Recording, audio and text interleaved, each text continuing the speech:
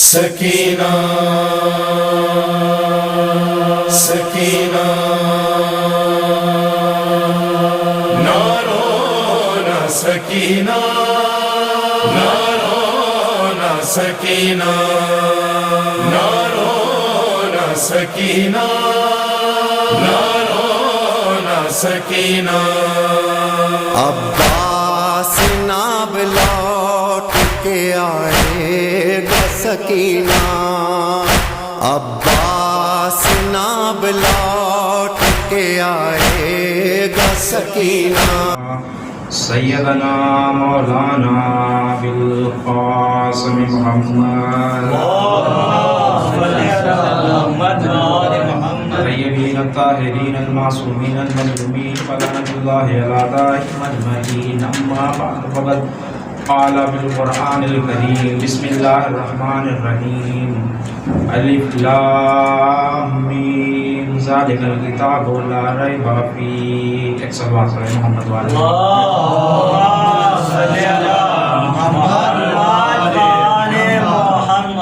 فیضان محترم محسن سامعین، یہ ہمارے بڑے بھائی عمر بھائی کا حکم تھا، لہٰذا آپ کی خدمت میں حاضر ہو گیا ہوں۔ اور واقعاً نجف اشرف میں پڑھنا واقعاً بہت ہی شرف اور منزلت کی بات ہے، اس لیے کہ یہ ایک ایسا در ہے جہاں کے اوپر ایسے ایسے علماء، ایسے ایسے بزرگان، ایسے ایسے خطبہ گزرے ہیں کہ آپ اگر تاریخ اٹھا کر دیکھیں گے، اللہ نے علماء کو یہ فضیلت عطا کیا تھا کہ وہ ڈول کو اگر کنویں میں ڈال دیتے تھے تو جلورات میں تبدیل ہو جایا کرتے تھے۔ اسی طریقے سے بہت سارے علماء ہیں، میں مقدماتی گفتگو کر رہا ہوں، اس کے بعد انشاءاللہ میں موضوع کے اعتبار سے گفتگو کروں گا۔ آپ یہ دیکھیے، یہ جو میں واقعہ بیان کرنے جا رہا ہوں کہ علماء کی فضیلت کیا ہے، علماء کیا ہیں، اس لیے کہ بہت سارے انسان جب علم اور عمل کی دنیا میں آ جاتا ہے تو پروردگار عالم اس کو عزت و شرف بخشتا ہے کہ انسان تصور بھی نہیں کر سکتا۔ آپ یہ دیکھیے کہ جناب شیخ جعفر سستری ہیں، یہ واقعہ ان کے بارے میں بھی ملتا ہے اور ان کے علاوہ دوسرے علماء سے بھی نقل کیا گیا، دوسرے علماء کے بارے میں بھی یہی واقعہ نقل کیا گیا نہیں کہ یہ واقعہ ان سے منسوب ہے، لیکن میں نے جو پڑھا ہے وہ شیخ جعفر سستری کے بارے میں پڑھا ہے۔ ان کی دعوت ایک بہت بڑے بادشاہ کے یہاں ہوئی، بادشاہ نے دعوت کی، وزیر نے بتایا کہ ایک ایسا عالم دین ہے کہ جو کبھی بھی لقمہ حرام نہیں کھاتا۔ پوری توجہ آپ کی یہاں سے کہ ایک ایسا عالم دین ہے جس نے کبھی بھی آج تک لقمہ حرام کو نہیں کھایا۔ تو بادشاہ بہت تعجب کرنے لگا، کہا ٹھیک ہے جاؤ، جانے کے بعد دمبے کو چرا کر لے آؤ، لانے کے بعد ہم اس کی دعوت کرتے ہیں۔ اب یہ واقعہ ملتا ہے کہ وزیر نے حکم دیا کہ جاؤ، جانے کے بعد دمبے کو چرا کر لاؤ، لانے کے بعد دعوت کرنا ہے۔ اب وزیر گئے، جانے کے بعد دمبے کو چرا کے لائے گئے، اس کو ذبح کیا گیا، اس کو کھانا تیار کیا گیا۔ تیار کرنے کے بعد شیخ جعفر سستری کو بلایا گیا، بلانے کے بعد کہا یہ بسم اللہ، یہ دسترخوان آپ ہی کے لیے ہے۔ شیخ جعفر سستری بیٹھ گئے، بیٹھنے کے بعد کھانا نوش فرمانے لگے۔ اتنے ہی میں ایک آواز اٹھی کہ تم نے میرے دمبے کو چرا کر لے آئے ہو۔ اس میں دمبے کا مالک آ گیا، آنے کے بعد آواز دی کہ تم نے میرے دمبے کو چرایا ہے۔ بادشاہ نے کہا ہاں۔ کہا تمہیں پتا ہے میں نے یہ صرف یہ دمبا میں نے رکھا ہوا تھا کہ میں نے سنا تھا کہ شیخ جعفر سستری یہاں پر آئیں گے، ہم اسی دمبے کے ذریعے سے ان کی دعوت کریں گے۔ لہذا جیسے ہی شیخ جعفر سستری کھانا تناول فرمانے کے بعد اٹھنے کے بعد آواز دی یاد رکھو میں نے جو کھایا ہے وہ حلال تھا، لیکن تم سب نے جو کھایا وہ حرام ہے۔ ایک صلوات پڑھیں محمد والے محمد۔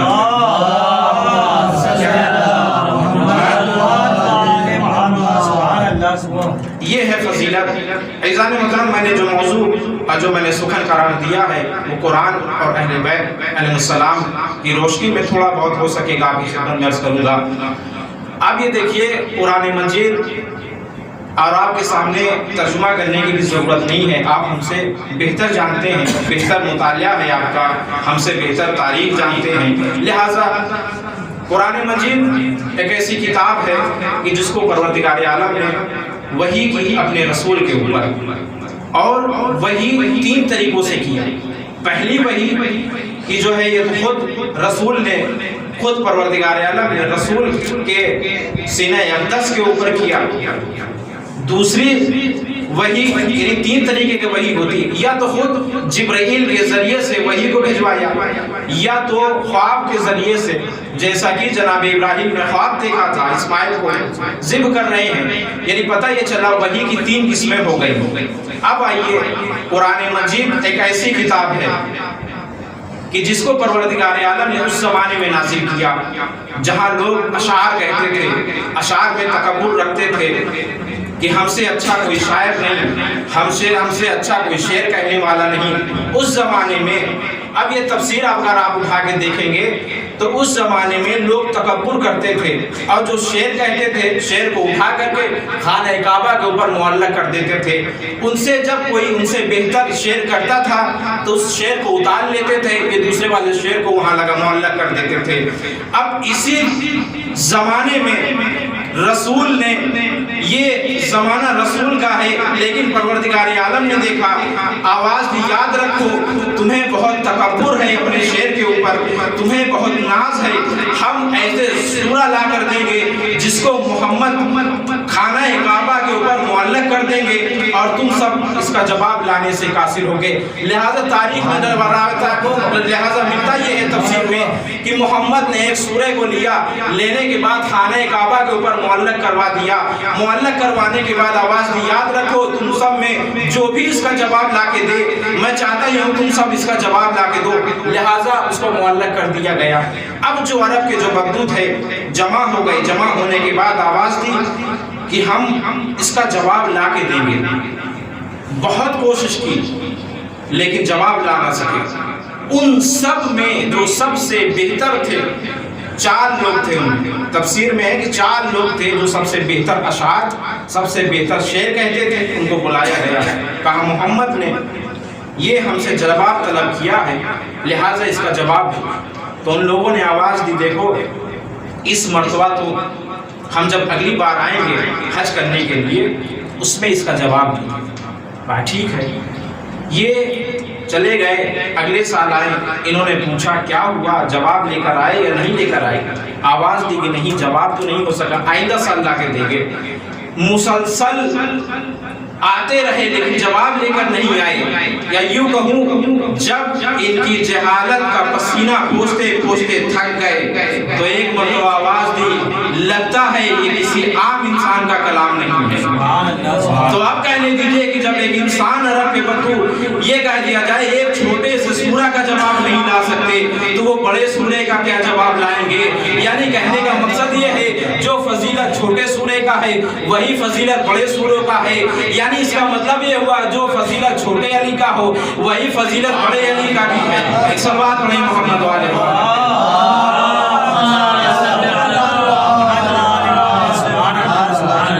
اب آئیے جناب محترم، قرآن مجید کے سلسلے سے رسول خدا اور امیر المومنین علیہ السلام کی حدیث ہے۔ پہلے میں امیر المومنین علیہ السلام کی حدیث آپ کی خدمت میں پیش کرنا چاہوں گا۔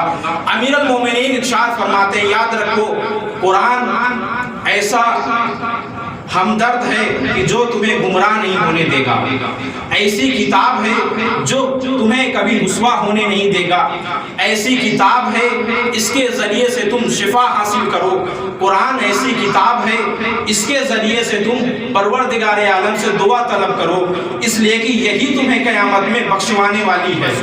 اس کے بعد آئیے رسول خدا ارشاد فرماتے ہیں، یاد رکھو قرآن ایسی کتاب ہے کہ جس کی قندیلیں کبھی خاموش ہونے والی نہیں ہے، جس کی روشنی ہمیشہ چمکتی رہیں گی، یہ ایسا اپنے قرآن ایسی کتاب ہے کہ جو اپنے مسافر کو کبھی بھٹکنے نہیں دے گی. قرآن ایسی کتاب ہے جو کبھی گمراہ نہیں ہونے دے گی. قرآن ایسی کتاب ہے تم اس کے ذریعے سے شفا طلب کرو. پھر اس کے بعد پھر اس کے بعد رسول خدا نے ارشاد فرمایا کہ یاد رکھو قرآن ایسی کتاب ہے جس کے کوئی بھی انسان اگر اس کو پڑھتا ہے تو چرند پرند ہر شے یہاں تک کہ سمندروں میں پائی جانے والی مچھلیاں بھی اس انسان کے لیے مغفرت فرماتی ہیں جو انسان قرآن کی تلاوت کرتا ہے. پھر اس کے بعد رسول خدا نے ارشاد فرمایا کہ یاد رکھو جو بھی انسان قرآن کی تلاوت کرتا ہے قرآن کی عزت کرتا ہے گویا اس نے اللہ کی عزت کی, گویا اس نے قرآن کی عزت کی, گویا اس نے اللہ کی عزت کی. پھر اس کے بعد رسول خدا نے ارشاد فرمایا یاد رکھو جو قرآن پڑھتے ہیں جو قرآن کی تلاوت کرتے ہیں پروردگار عالم روز محشر اپنے ان کے والدین کے اوپر ایک نور کا جو ہے وہ ایک نور کا تخت عطا کرے, ایک نور کا تاج عطا کرے گا ان کے والدین کو. اور یہ والدین روز محشر آواز دیں گے پروردگار ہمارے اعمال اس قدر نہیں تھے کہ ہم اس لیے ہمارے اعمال اس قدر نہیں تھے کہ ہمیں یہ منزلت عطا ہو, لہٰذا پروردگار میری کیا کون سی ایسی شے ہے, کون سا ایسا جو عمل ہے جس کو میں نے انجام دیا جس کو اس کے بعد تم نے یہ جو ہے مجھے شرف بخشا. تو آواز پروردگار عالم آئے گی یاد رکھو تم نے اپنے فرزند کو قرآن پڑھنا سکھایا تھا لہٰذا ہم نے اسی کے بدلے یہ تمہیں عمل عطا کیا ہے. ایک صلوات پڑھے محمد والے محمد.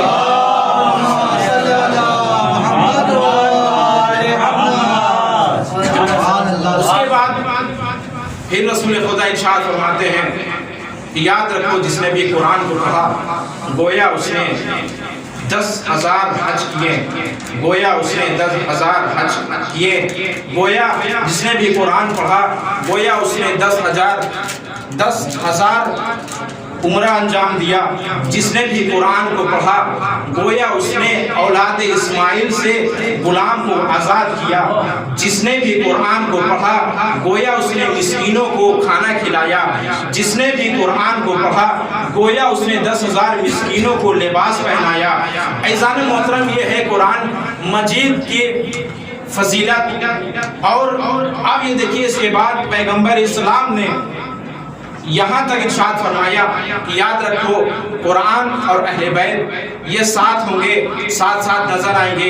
لہذا جس کو بھی اگر چاہیے کہ راہ نجات حاصل ہو جائے اس سے چاہیے کہ قرآن سے بھی وابستہ رہے اور اہل بیت سے بھی وابستہ رہے. لہذا زید بن ارقم نقل کرتے ہیں کہ میں خم کے میدان میں جو مکہ اور مدینے کے درمیان ہے میں وہاں کے اوپر پہنچا. کیا دیکھا کہ رسول خدا ہے خطبہ ارشاد فرما رہے ہیں. خطبہ ارشاد فرمانے کے بعد زید بن ارقم کہتے ہیں کہ میں نے رسول خدا سے سنا ہے کہ رسول خدا نے پہلے پروردگار عالم کی حمد و ثنا کی. حمد و ثنا کرنے کے بعد اس کے بعد رسول خدا نے ارشاد فرمایا یاد رکھو ہو سکتا ہے کہ میرا بلاوا پروردگار عالم کی طرف سے آ جائے لہٰذا مجھے واپس جانا پڑے. لہٰذا میں تمہارے درمیان 2 چیزیں چھوڑ کے جا رہا ہوں. ایک کا نام قرآن ہے, دوسرا اطرت ہے. اطرت سے مراد ہمارے اہل بیت ہے. پھر اس کے بعد رسول خدا نے تکرار کیا کہ یاد رکھو 2 چیزیں میں تمہارے درمیان چھوڑ کے جا رہا ہوں. ایک کا نام قرآن ہے, دوسرے کا نام اہل بیت اور اطرت ہے ہماری ہے. کسی نے پوچھا یہ بتائیے رسول خدا یہ بتائیے اطرت سے مراد کون ہے؟ رسول خدا نے فرمایا یاد رکھو اطرت سے مراد ہم ہیں اور ہمارے اہل بیت ہیں. خاندان یاد رکھو ہم ہیں اور ہمارے اہل بیت ہیں یعنی خاندان ابو طالب ہے. صلوات پڑھے محمد والے.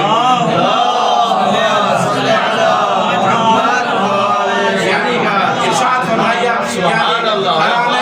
ابن ابی طالب اطرت سے مراد گھرانے ابن ابی طالب ہے. آپ اگر قرآن کا مطالعہ کریے قرآن میں متعدد جگہ کے اوپر ایک جگہ کے اوپر آیا ہے کہ آپ نماز پڑھیے. نماز کیسی پڑھی جائے؟ ایک مقام پہ ہے کہ سجدہ کریے, دوسرے مقام پہ ہے کہ رکوع کریے, تیسری مقام پہ ہے کہ قرات کریے, چوتھی رکعت کے اوپر ہے کہ نیت کریے. اب اگر آپ کاپی قلم لے کے بیٹھ جائیں اور ان کو شمار کریں, اگر پہلے یہ آیا کہ رکوع کریں آپ نے رکوع لکھ لیا, پھر اس کے بعد حکم ہے کہ سجدہ کریں سجدہ لکھ لیا, اس کے بعد حکم ہے کہ قرات کیا جائے آپ نے قرات کو لکھ لیا, پھر اس کے بعد آپ کھڑے جیسے ہی دیا، دینے کے بعد نماز کے لیے کھڑے ہوئے، نماز پڑھانے کے لیے جیسے ہی سجدے میں گئے، یہ لوگوں نے اپنی اپنی تلوار نکالی، چاہا کہ علی کے اوپر حملہ کر دیں، لیکن تلوار ہے کہ غائب ہو گئی، لیکن تلوار ہے غائب ہو گئی۔ اس کے بعد امیر المومنین واپس گھر آئے۔ اسی منصوبے میں ایک انسان تھا کہ جو آنے کے بعد امیر المومنین سے کہتا ہے مولا آپ کو پتا ہے؟ کہا کیا؟ کہا ان لوگوں نے آپ کے قتل کا منصوبہ بنایا تھا اور آپ کو قتل کرنا چاہتے تھے، لہٰذا ایسا سا واقعہ ہوا۔ تو مولا نے ارشاد فرمایا جاؤ کل آنا، ہم تمہیں کل بتائیں گے۔ اب یہ انسان کل امیر المومنین کی خدمت میں حاضر ہوا، یا علی آپ نے مجھے بلایا تھا؟ کہا ہاں۔ کہا آؤ فلاں جگہ کے اوپر چلے جانا، وہاں کے اوپر ایک قافلہ آئے گا، اس قافلے کو تم یہ کہنا کہ مولا امیر نے کہا ہے کہ یہ قافلہ ہمارے حوالے کر دو اور تم واپس چلے جاؤ۔ لہٰذا یہ انسان وہاں کے اوپر جاتا ہے، جانے کے بعد کیا دیکھتا ہے کہ قافلہ ہے، قافلہ آ رہا ہے۔ آنے کے بعد اس نے آواز دی کہ امیر نے کہا ہے کہ یہ قافلے کو ہمارے حوالے کر دو اور تم یہاں سے واپس چلے جاؤ۔ کہا ٹھیک ہے۔ اس کو لیا، آنے کے بعد امیر المومنین کی خدمت میں حاضر ہوا، یا امیر یہ لیجئے یہ سامان جو قافلے سے آیا تھا یہ سامان ہے۔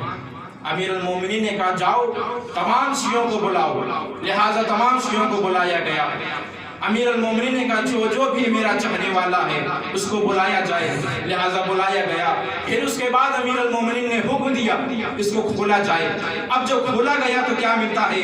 وہی وہ تلوار تھی جن لوگوں نے امیر المومنین کو قتل کرنے کے لیے منصوبے کے ارادے سے لے کے آئے تھے۔ امیر المومنین نے کہا تلوار کو لے جانے کے بعد بازار میں بیچ دینا اور اس سے اپنے فروغ کو اپنے بازار میں بیچ دینا، بیچنے کے بعد اپنی فقر و فاقہ اپنے استعمال کرنا۔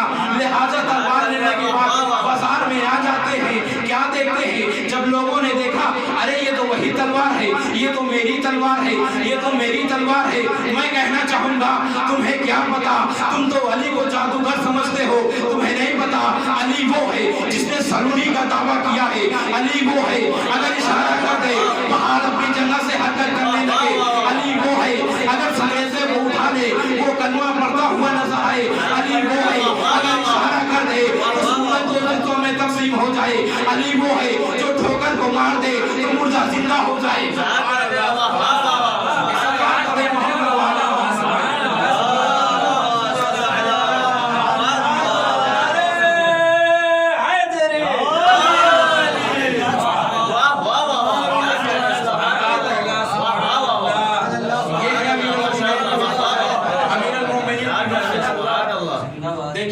سلونی کا دعویٰ کیا تھا، اور میں نے کتاب میں پڑھا کہ سلونی کا دعویٰ کرنے والے تقریباً 4 یا 5 کا میں نے مطالعہ کیا ہے۔